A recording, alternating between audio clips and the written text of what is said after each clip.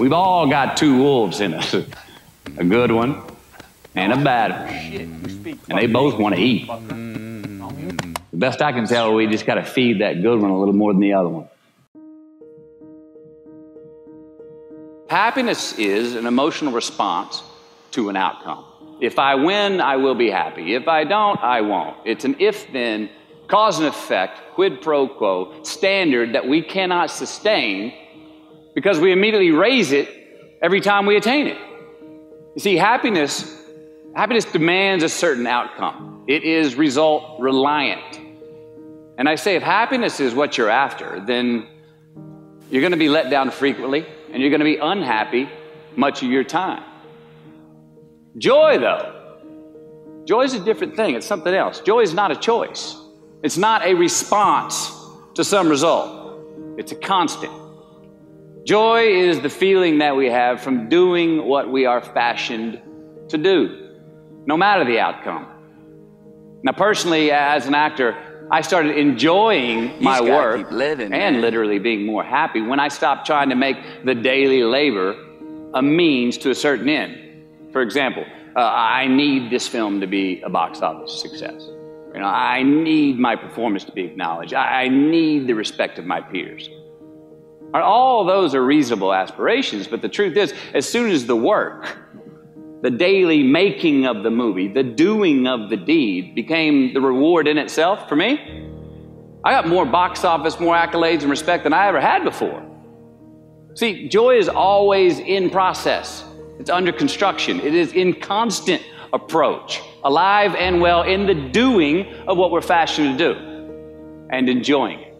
Now, the easiest way to dissect success is through gratitude. Giving thanks for that which we do have, for what is working. Appreciating the simple things we sometimes take for granted. We give thanks for these things, and that gratitude reciprocates, creating more to be thankful for. It's really simple, and it works.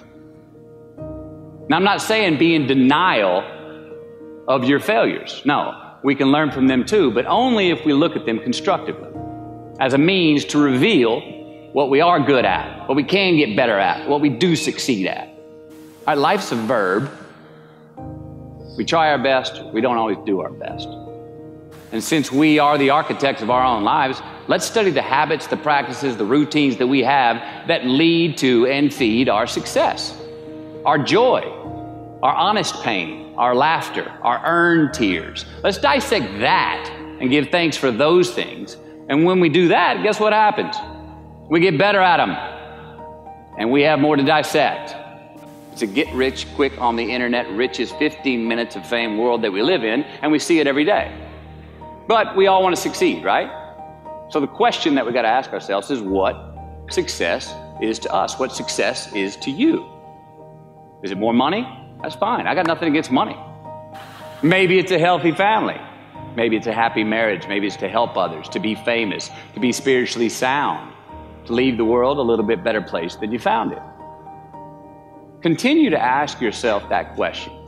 Now, your answer may change over time, and that's fine. But do yourself this favor.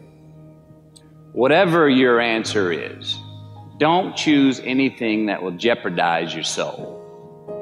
Prioritize who you are, who you want to be, and don't spend time with anything that antagonizes your character. Don't drink the Kool-Aid, man. It tastes sweet, but you will get cavities tomorrow, all right? Life is not a popularity contest. Be brave, take the hill, but first answer that question, what's my hill?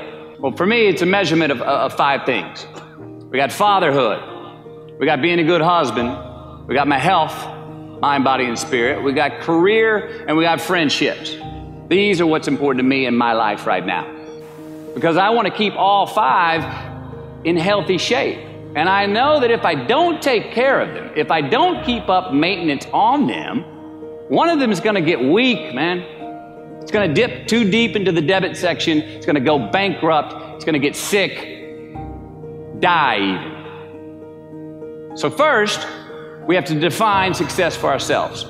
And then we have to put in the work to maintain it. Take that daily tally. Tend our garden. Keep the things that are important to us in good shape. Defining ourselves by what we are not is the first step that leads us to really knowing who we are. You know that group of friends that you hang out with that they really might not bring out the best in you? You know, they gossip too much, or they're kind of shady. They really aren't going to be there for you in a pinch. Or how about that bar that we keep going to that we always seem to have the worst hangover from? Or that computer screen, right? That computer screen that keeps giving us an excuse not to get out of the house and engage with the world and get some real human interaction. Or how about that food that we keep eating, the stuff that tastes so good going down, it makes us feel like crap the next week, we feel lethargic and we keep putting on weight? Well, those people, those places, those things, stop giving them your time and energy. Just don't go there. I mean, put them down. And when you do this, when you do put them down, when you quit going there, and you quit giving them your time, you inadvertently find yourself spending more time and in more places that are healthy for you, that bring you more joy. Why? Because you just eliminated the who's, the where's, the what's, and the when's that were keeping you from your identity. Like, trust me, too many options, I promise you this, too many options will make a tyrant of us all. All right, so get rid of the excess, the wasted time. Decrease your options. If you do this, you will have accidentally, almost innocently, put in front of you what is important to you by process of elimination. Knowing who we are is hard. It's hard. So give yourself a break. Eliminate who you are not first, and you're going to find yourself where you need to be. Make voluntary obligations.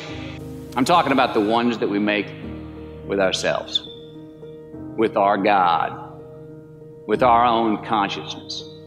I'm talking about the you versus you obligations. We have to have them. Now again, these are not societal laws and expectations that we acknowledge and endow for anyone other than ourselves. These are faith-based obligations that we make on our own. These are not the lowered insurance rates for a good driving record. You will not be fined or put in jail if you do not gratify these obligations I speak of. No one else governs these but you. They are your secrets with yourself, your own private counsel, personal protocols. And while nobody throws you a party when you abide by them, no one's going to arrest you when you break them either, except yourself. An honest man's pillow is his peace of mind. And when you lay down on that pillow at night, no matter who's in your bed, we all sleep alone. These are your personal Jiminy Crickets, and there are not enough cops in the entire world to police them.